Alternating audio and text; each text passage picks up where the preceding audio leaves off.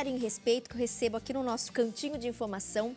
Ele que é escritor, são mais de 27 livros, né, publicados. Ele é psicanalista, o Dr. Hélio Cirino. Tudo bem, doutor Hélio? Tudo bem. É um prazer imenso recebê-lo, viu? O prazer também é muito meu estar aqui com vocês. Seja é a muito segunda vez que eu bem-vindo. volto nessa casa.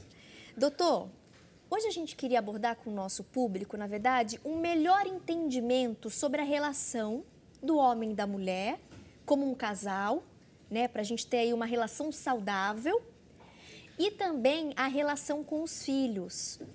Você sabe que a gente recebe algumas participações do nosso público e às vezes esses telespectadores questionam, né? Antigamente a mulher era tida como a mãe e a dona de casa.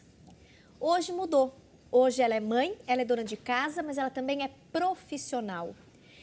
Esse terceiro cargo acaba influenciando ou interferindo na relação do casal ou com os filhos, doutor? Olha, Tatiane, o que eu diria para você, com muita clareza, é o seguinte: o casamento se transformou muito, né? Em 1910, nós tínhamos um casamento onde a pessoa buscava só a segurança e ter sua família. Em 1940, mais ou menos, as pessoas, tanto as mulheres começaram a abrir as faculdades de filosofia, as mulheres começaram a não só estudar o magistério, mas ir para a universidade. Então já passaram a quê? Ter segurança e ter sua família, mas queriam também poder escolher com quem elas queriam, quer dizer, um ato de amor, tá certo? Nessa relação, e queriam também se realizar. Na década de 60, com toda a liberação, né? E o movimento dos beatniks, o movimento do paz e amor, todo esse movimento entrando a pílula concepcional, tá certo? Mudou então o perfil. E nós chegamos no século XXI, que é o século das incertezas, aonde, além de se querer, de certa maneira, uma segurança, ter uma família, a mulher também, hoje, ela quer o quê? A sua realização. Né? Ela quer o amor, ela quer o companheirismo, mas ela quer também a sua realização pessoal, assim como o homem também quer a sua realização pessoal. Então, você percebe o quê? Que o casamento, ele vai cada vez mais tendo outras necessidades. Então, as necessidades do século XXI aumentaram muito. Então, o que acontece? Estar preparado para lidar com essas necessidades é o grande desafio. E muitas vezes, tanto o homem quanto a mulher não estão instrumentalizados para isso. Você muitas vezes vê um indivíduo assim, eu vou casar, mas se não der certo eu separo. Quer dizer, esse indivíduo não está instrumentalizado, né, adequadamente para viver uma relação a dois. É preciso mesmo um amadurecimento, inclusive dos sentimentos, né? E um resgate dos valores também. O que acontece, na verdade, é que cada vez mais nós estamos entrando numa sociedade que premia o consumismo, né? Uma sociedade mais materialista. Uma sociedade onde muitas vezes o esperar e ter paciência, nem todo mundo tem essa característica.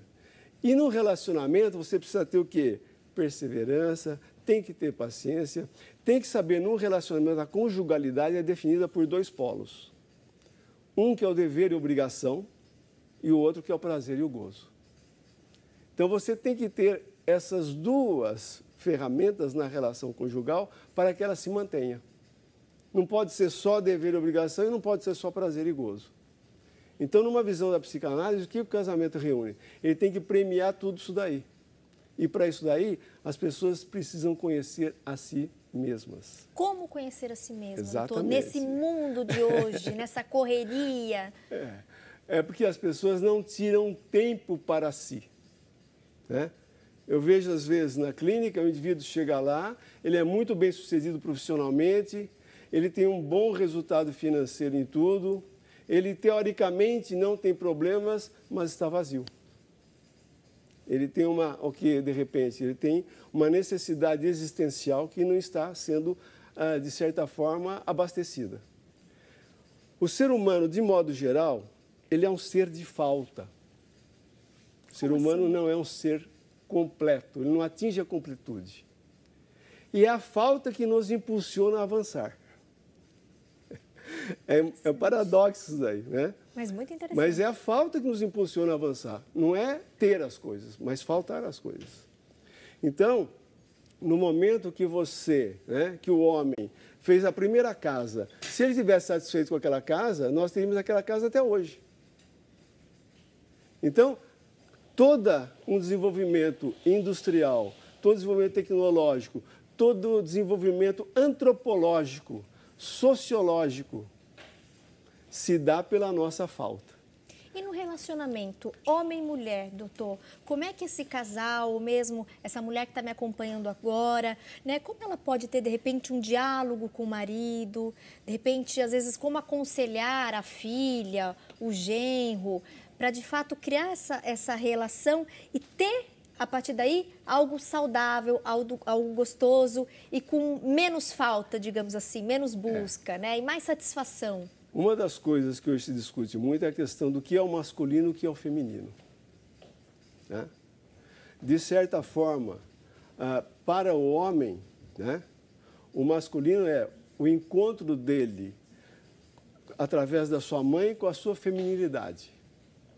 E o encontro dele com o seu pai através da sua masculinidade.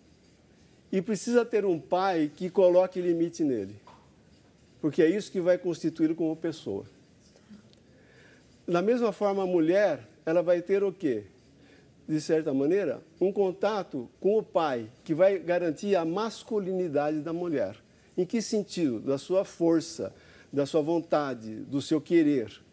Mas o encontro dela com uma mãe que a barre, que ponha para ela um limite, vai fazer com que ela desenvolva também o seu lado feminino. Por quê? Nós temos a falsa ideia, né, inclusive os pais na relação com os filhos, de que quanto mais solto você deixar o seu filho, mais autônomo ele se tornará. É uma ideia errônea. Na verdade, o filho não quer um pai que abdique da sua responsabilidade de pai. O filho quer um pai e uma mãe que fala, até aqui você vai, daqui para frente não pode por causa disso, disso, disso e disso. Esse filho pode não gostar, ou essa filha pode não gostar disto. Mas dentro dele, ele fala assim, bom, ainda bem que eu tenho um homem que cuida de mim. Ainda bem que eu tenho uma mulher que cuida de mim. Por quê? Me põe limite. Interessante. Então, uma criança, para que ela se desenvolva bem, é necessário que ela lide com 3 aspectos. Que ela seja privada, que ela seja castrada e ela seja frustrada. O que significa para nós essas palavras na psicanálise? Privada é quando ela quer algo que ela não vai ter. Por alguma circunstância, ele é explicado que ela não vai ter. Castrada é quando é posto um limite para ela.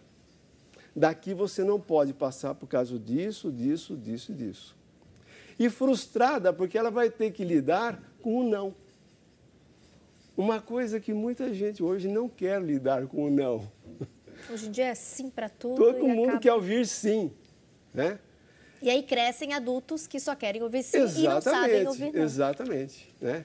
E a vida vai falar muitos nãos, e eu digo o seguinte, o não nos ajuda muitas vezes a nos constituir como pessoas. Nós nos tornamos um sujeito na medida que conseguimos saber dizer sim para algumas coisas e não para outras coisas. Podemos flexibilizar certas horas e outras horas não flexibilizar. Então, não é só rigidez, não é só flexibilidade. Depende da circunstância. Então, fazer esse jogo vai depender muito daquilo que essa criança, ao longo do seu desenvolvimento na infância e na adolescência, recebeu dos pais como orientação. Porque a criança, quando ela tem na sua primeira infância, ela é desordenada, ela quer tudo. Mas são os pais que lhe colocam até onde ela pode ir, até onde ela pode não ir. Perfeito. Doutora, eu vou pedir para você continuar conosco. No próximo bloco a gente vai falar mais sobre essa relação homem-mulher, né, casal, uma vida saudável e também a relação com os filhos. E geralmente quando chega o primeiro filho, a relação do casal esfria. E daí? A gente já recebeu algumas perguntinhas de alguns telespectadores. Você de casa pode e deve também participar. Aproveita o intervalo, liga, manda e-mail, manda mensagem através das redes sociais, porque no próximo bloco a gente vai ler a sua participação ao vivo e, na medida do possível, orientá-los, esclarecer a sua dúvida. Pausa rápida, a gente volta em instantes. Estou esperando sua participação, hein? Aproveita.